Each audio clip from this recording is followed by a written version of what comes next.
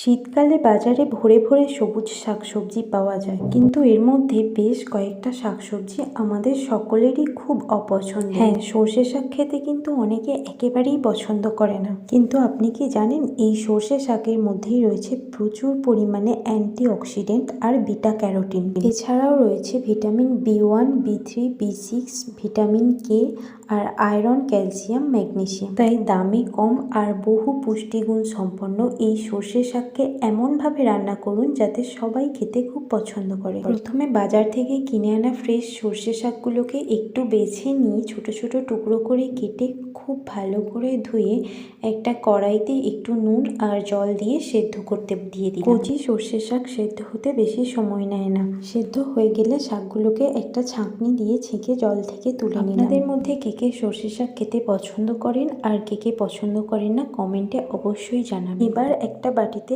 1 চামচ বেসন দিয়ে অল্প একটু নুন দিয়ে আর পরিমাণ মতো জল দিয়ে একটা ব্যাটার তৈরি করে নিলাম। তারপর কড়াইতে তেল গরম করে এই বেসনটাকে বড়ার আকারে ভেজে নিলাম। বেসনটাকে বেশি কড়া করে ভাজার দরকার নেই, হালকা একটু ভেজে তুলে নিলেই হবে। এরপর 5-7 কোয়া রসুনকে আমি একটু থেঁতো করে নেব। এরপর গরম তেলের মধ্যে কালো জিরে ফোড়ন দিয়ে দেব থেঁতো করে রাখা রসুনটা আর 2টো কাঁচা লঙ্কাকে হাতের সাহায্যে ছোট ছোট টুকরো করে। রসুন থেকে কাঁচা গন্ধটা চলে গেলে এর মধ্যে আমি দিয়ে দেব 2টো পেঁয়াজকে ছোট ছোট করে কুচো করে নিই। পেঁয়াজের মধ্যে অল্প একটু নুন আর অল্প একটু হলুদ দিয়ে ভালো করে নাড়াচাড়া করতে থাক। পেঁয়াজ ভাজা হয়ে গেলে দিয়ে দেব জল ঝরিয়ে রাখা শাকগুলো। তারপর যে বেসনগুলো ভেজে রেখেছিলাম ওগুলোকে হাত দিয়ে ছোট ছোট টুকরো করে এই শাকের উপর দিয়ে দেব।